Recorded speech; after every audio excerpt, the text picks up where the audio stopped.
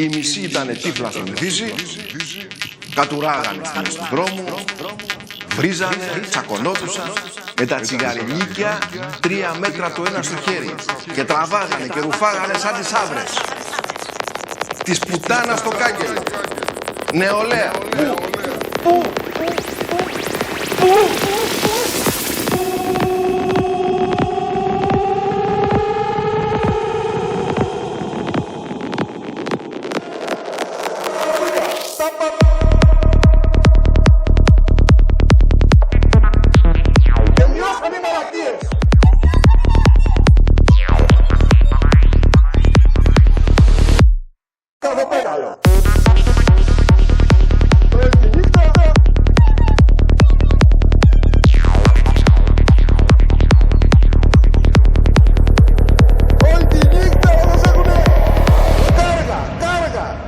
Τάπα τούπα, τάπα.